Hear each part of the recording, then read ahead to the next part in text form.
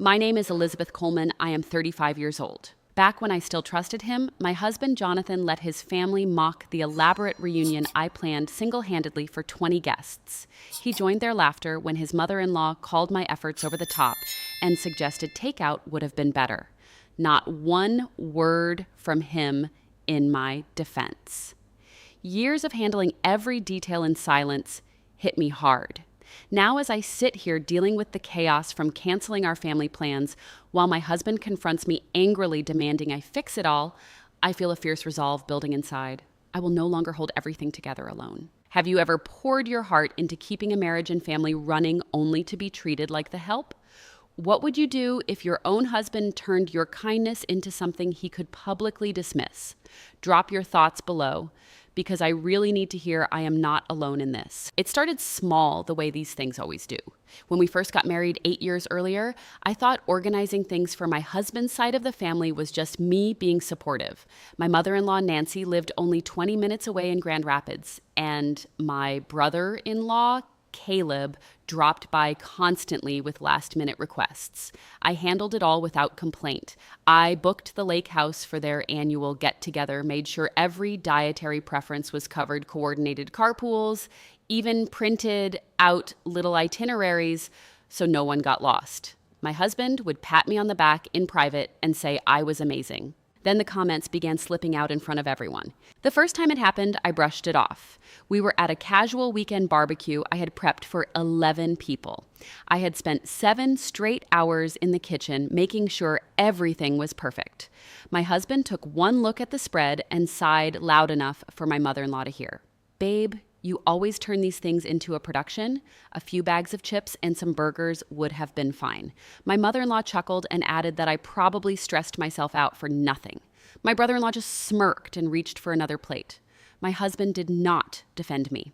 He simply shrugged like it was no big deal. I told myself it was just one offhand remark. I kept going because that was what I did. I was the planner, the fixer, the one who made sure his family felt taken care of. Over the next few years, it became the pattern. I arranged the surprise party for my father-in-law's retirement. I coordinated the holiday gatherings for 15 relatives. I even took time off work to drive my mother-in-law to her medical appointments when my husband said he was too busy. Each time I poured in the effort, and each time my husband found a way to make it sound like I was the one creating unnecessary drama, my husband would say with that half smile that looked affectionate to outsiders, but felt like a jab to me, "Elizabeth always has to be in charge. It is cute until it gets exhausting." My mother-in-law would nod along. My brother-in-law never missed a chance to pile on with a sarcastic comment. I started noticing how my best friend Harper Jenkins would text me afterward asking if I was okay. Harper worked with me at the same administrative firm downtown, and she had seen me come in exhausted more than once after a weekend spent fixing my husband's family logistics. My coworker, Owen Price, noticed too. He would quietly cover my deadlines when I was up late finalizing spreadsheets for my husband's next family event. Both of them told me I deserved better, but I waved it off. This was marriage. This was family. Then came the big reunion last summer. I had spent 4 full months planning it. 20 guests, 3 cabins booked up north, custom meal plans, activities for the kids, even a group photo schedule so everyone would have memories. I was proud of it. The night before the main dinner, my husband pulled me aside in the kitchen while everyone was outside. "Look, I appreciate the effort, but you are making this way too intense. People are starting to feel like they have to perform instead of just relax." Before I could answer, my mother-in-law walked in and overheard. "My husband is right, dear. It is lovely, but a little much." My brother-in-law laughed from the doorway. My husband did not tell them to stop. He just gave me that same half smile and said, "See, even they think so." That night, I smiled through the entire event while inside something cracked. I kept smiling the next morning when my husband complained again in front of everyone that the itinerary I had printed was a bit controlling. I kept smiling when other relatives mentioned how nice it would have been to keep things simple. But the smile was gone by the time we drove home. 2 weeks later, I started small. I left a group text unanswered for 3 days. I did not automatically jump in when my mother-in-law called asking me to book her next doctor appointment. My husband noticed immediately. "You used to handle this stuff without me having to ask twice." His tone was light, but the guilt was already there, thick and familiar. I stayed quiet. Then the real rebellion began. I sat down one evening after work and opened my laptop. I canceled the cabin reservations for the upcoming fall family trip I had booked 6 months earlier. I deleted the shared drive that held every future itinerary and meal plan. I removed myself from the automatic payment alerts for the group gifts and events. I did not announce it. I simply stopped. The first text from my mother-in-law came the next morning. She wanted to know why the fall trip link was no longer working. I did not reply. My husband walked in that evening and tossed his phone on the counter. "My mother-in-law is freaking out. What did you do?" I looked at him calmly. "I stopped managing everything." He laughed at first, that same dismissive sound I had heard 100 times. "Come on, Elizabeth, you are being dramatic. Just fix the links and we can move on." I did not fix anything. 3 days later, my brother-in-law called. "Hey, my mother-in-law says you canceled the cabins. We already paid our share. What is going on?" I transferred the money back through the family account I had always managed and said nothing. The pressure built slowly at first, the way my husband knew how to apply it best. He would come home from work, kiss my cheek, then casually mention how my mother-in-law had been crying about missing the traditions I used to keep alive. "She feels like you are punishing the whole family because of one little comment," he said one night over dinner. His voice was soft, reasonable, laced with that familiar guilt trip. "I know you are sensitive, but this is hurting everyone." Sensitive. That word again. My best friend Harper noticed the change in me at work. She pulled me aside in the break room one afternoon. "You look like you have not slept. Is it my husband again?" My coworker Owen walked by and gave me a knowing look. "If you need to vent or take a long lunch, I have your back." Their support felt like the only solid ground I had left. But my husband kept pushing. He started leaving little notes on the fridge. "Family is waiting for you to step up like you always do." He would sigh heavily when I did not answer my mother-in-law's calls. One evening, he sat across from me at the table and said with that sharp edge I had come to dread, "You know, some wives actually enjoy making their husbands' families happy. I guess I got the one who only does it until it is inconvenient." The words landed like a slap. I felt my hands shake, but I kept my voice steady. "I am done being convenient." He leaned back, eyes narrowing. "So what, you are just going to erase yourself from our life?" Nice plan, Elizabeth. Real mature. That was the moment the real confrontation began. He stood up, phone in hand, and told me my mother-in-law and my brother-in-law were coming over the next day to talk this out like adults. I could see the calculation in his eyes. He was lining up his allies. He was going to make me the problem again. I went to bed that night with my stomach in knots, wondering how far he would go to force me back into the role he had grown so comfortable with me playing. The next morning, I woke up to the sound of my husband moving around the kitchen with more force than usual. I could tell he was gearing up for the conversation he had warned me about the night before. By the time I came downstairs, he had already poured himself coffee and was staring at his phone with that tight expression I knew meant trouble.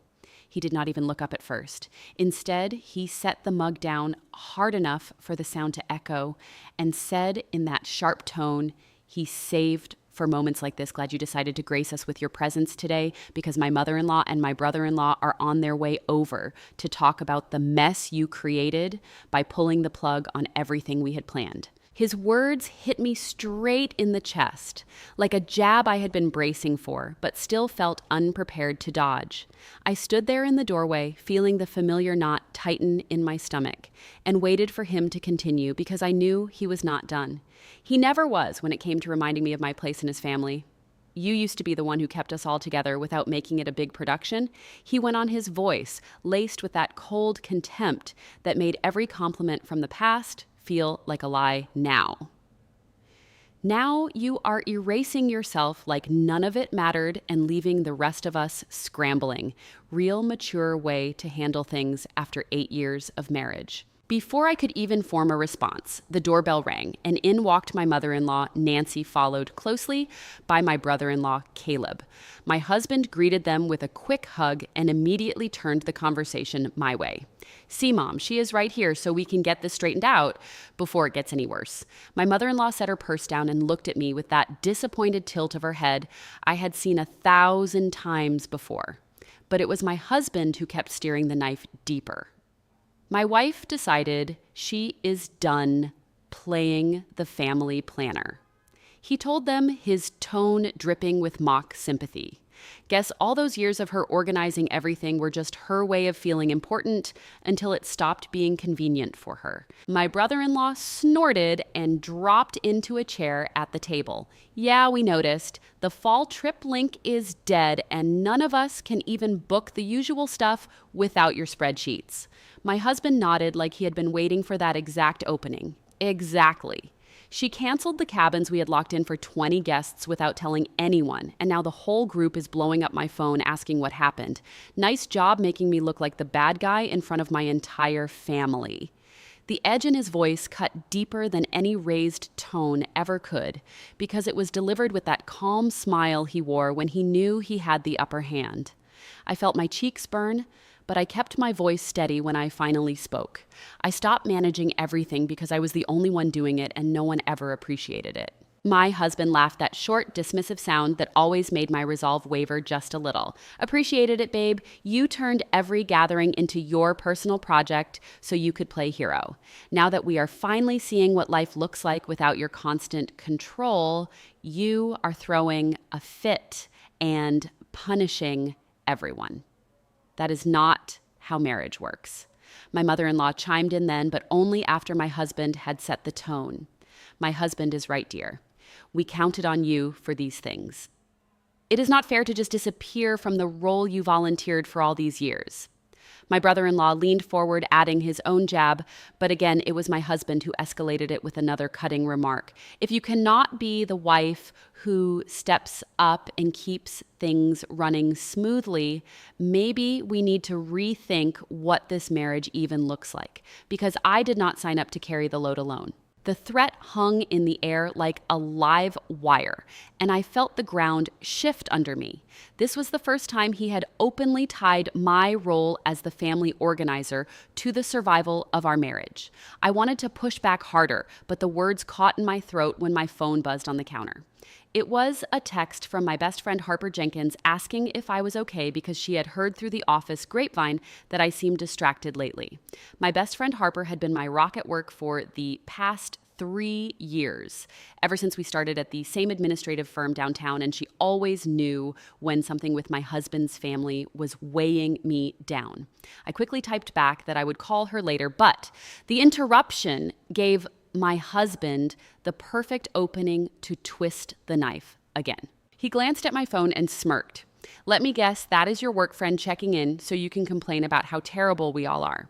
Meanwhile, I am the one explaining to 20 relatives why their plans are canceled because my wife decided she is done contributing. The psychological jab landed exactly where he intended it to, and I felt the familiar mix of anger and exhaustion wash over me. My coworker, Owen, had even pulled me aside the week before to ask if everything was all right at home. Their support felt like the only thing keeping me grounded, but right then, with my husband standing there flanked by his mother-in-law and brother-in-law, it all seemed so fragile. The conversation dragged on for another hour with my husband leading every new accusation. He brought up the retirement party I had coordinated for my father-in-law last spring, how I had spent 4 full weeks making sure every detail was perfect, only for him to later tell everyone it was a bit much in front of the guests. "You see, Mom, that is the pattern," he said, his voice rising just enough to sound reasonable while still slicing deep.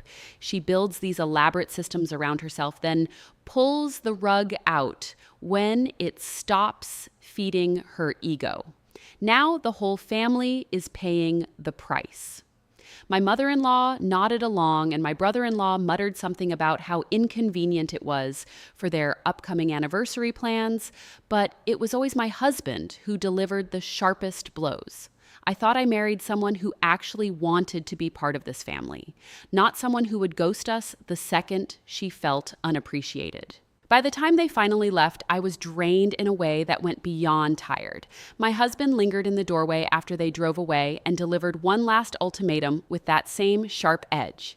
You have until the end of the week to reinstate everything and send out the new links, or I am telling the rest of the family exactly why this is happening. Your call, Elizabeth, but do not say I did not warn you. The door clicked shut behind him as he left for work, and I stood there alone in the sudden quiet, feeling the weight of his words settle like concrete. I called my best friend Harper that afternoon because I needed to hear a voice that was not laced with judgment. She listened without interrupting while I recounted the morning and then said in her usual straightforward way, "You deserve better than being treated like the family maid, Elizabeth." My coworker Owen and I were talking at lunch, and we both agree you should take some time off if this keeps escalating. Her support felt like a lifeline, but it also highlighted how isolated I had become in my own marriage. Later that evening, when my husband came home, he acted like the confrontation had never happened. He kissed my cheek and casually mentioned that my mother-in-law had already started forwarding him messages from relatives asking about the canceled plans. "They are all waiting for you to fix this, like you always do," he added with that half smile that no longer felt affectionate. "Do not make me the messenger anymore." The pressure kept building over the next few days in small ways that felt calculated to wear me down. A text from my brother-in-law asking why the group chat was so quiet now. A voicemail from my mother-in-law wondering if I was still handling the holiday gift exchange she had come to expect me to organize. Each one traced back to my husband, who would mention them offhandedly at dinner with just enough edge to remind me I was the problem. Guess the family is learning what life is like without the super planner in charge. He said one night, his tone light, but his eyes sharp. Funny how quickly things fall apart when you stop volunteering for everything. I started to see the cracks in my own life more clearly too. At work, my coworker Owen covered for me again when I missed a morning meeting because I had stayed up late staring at my laptop, debating whether to quietly restore one of the shared drives just to stop the barrage. My best friend Harper brought me coffee during our lunch break and gently suggested I talk to someone outside the situation. Their concern only made my husband's remarks sting more because it proved I was not imagining the toll it was taking.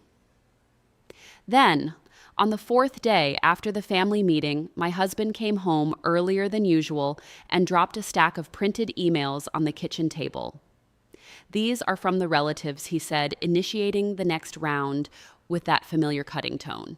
"They want to know why you suddenly decided to abandon us all. One of them even asked if we are having marriage problems because this does not seem like the Elizabeth they know." The implication hung there heavy, and I felt my resolve start to fracture under the weight of it.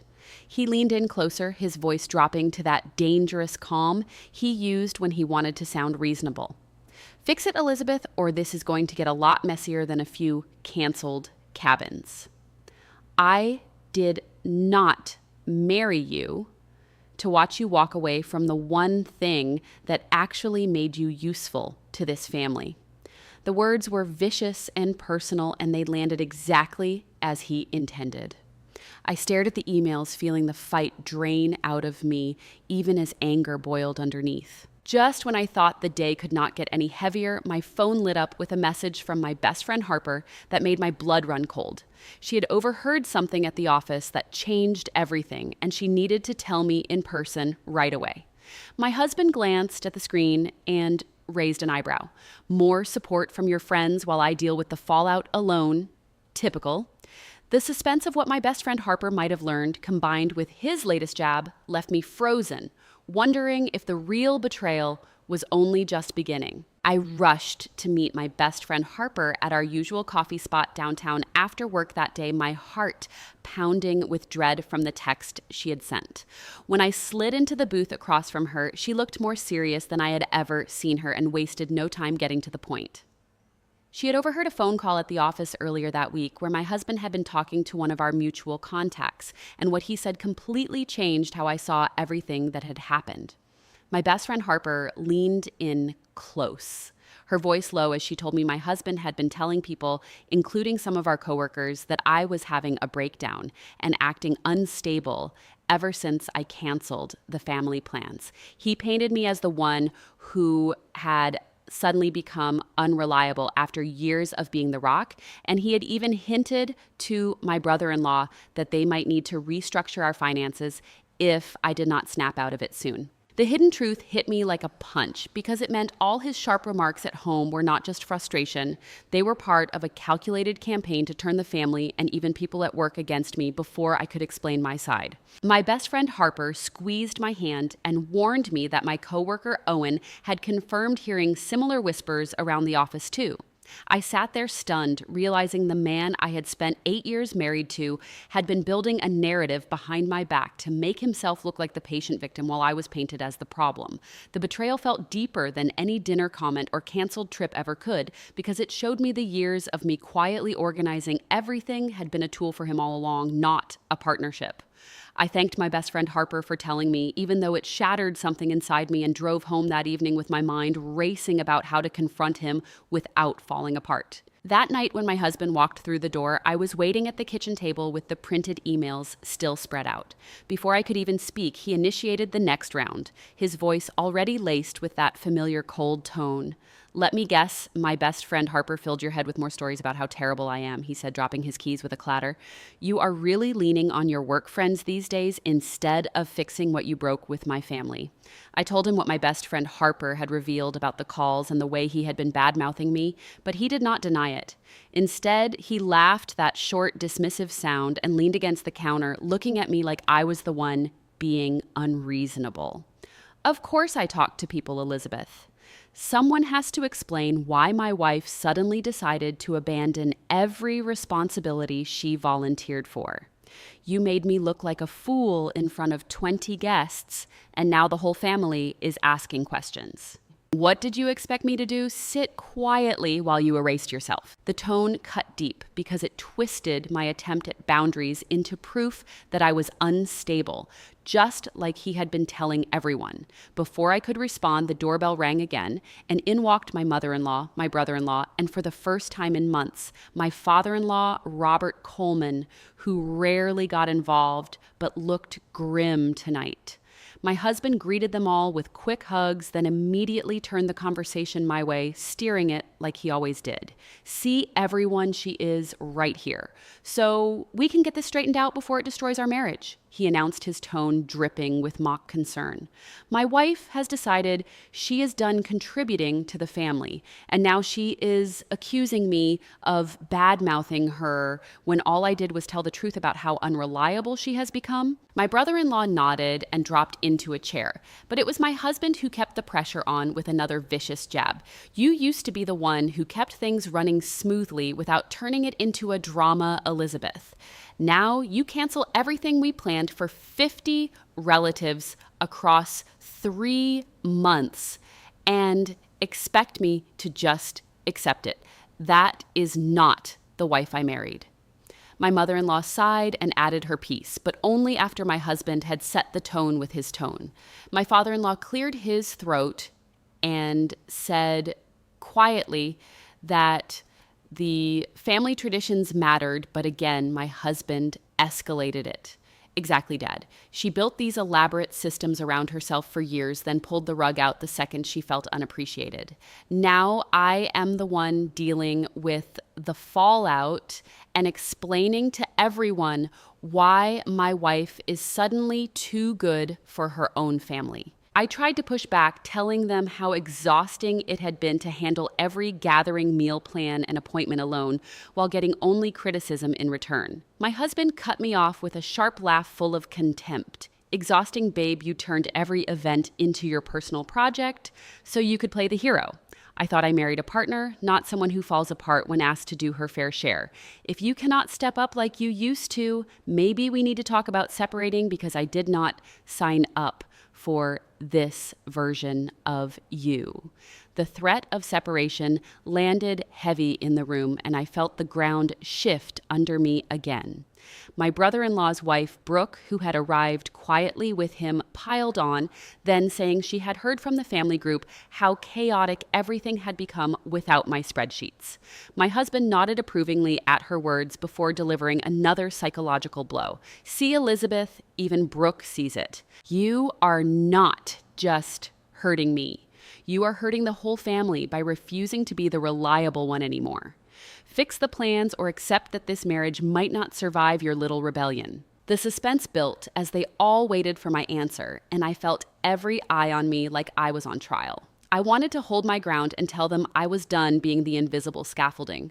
But the words about separation and the way my husband had already started turning people against me made my resolve crack. My best friend Harper had texted me earlier, warning that my coworker Owen had heard rumors at work about possible financial talks if things did not improve. And the thought of losing my home, my stability, and the life I had built terrified me more than I wanted to admit. My husband saw the hesitation in my eyes and pressed harder with that sharp edge I hated. Come on, Elizabeth. Do not make this harder than it has to be. Restore the drives, send out the new itineraries, and we can move past this like adults. Or keep playing the victim and watch everything we have fall apart. Your choice, but do not say, I did not give you a chance to fix it. In the end, I made the painful choice that still haunts me. I agreed to partially reinstate the shared plans and handle the upcoming holiday logistics for the family just enough to stop the immediate threat of separation. I told myself it was temporary to buy time, but deep down, I knew it was defeat. My husband smiled that half smile again like he had won, and the others left, looking satisfied that the problem wife had come around. I sat alone at the table after they were gone, staring at my laptop, feeling the weight of the concession settle like a chain around my neck. I had chosen to stay in the marriage, but at the cost of my peace and self-respect. The freedom I had tasted when I first canceled everything slipped away, and in its place was a heavy sadness that I had let myself be pulled back into the role I swore I would never fill again. Over the next few weeks, I quietly restored some of the calendars and bookings while my husband acted as if nothing had changed. He would come home, pat me on the back, and say things like, "See, that was not so hard, was it?" with just enough edge to remind me who held the power. My mother-in-law and my brother-in-law sent messages thanking me for stepping up again, but there were no apologies, only expectations. Even my father-in-law called once to say he was glad things were back to normal, though his voice carried a note of relief rather than understanding. My brother-in-law's wife, Brooke, texted me a quick note about how nice it was that the family could count on me again, which only deepened the isolation I felt, even while surrounded by them. At work, my best friend Harper and my coworker Owen tried to support me, but I could see the worry in their eyes every time I mentioned going along with the plans to keep the peace. I started seeing a therapist doctor, Megan Hayes, once a week, hoping she could help me process the defeat. But even there, I struggled to admit how completely I had failed to break free. The months that followed were quiet on the surface, but inside I carried a constant regret that grew heavier with every itinerary I updated and every gathering I organized.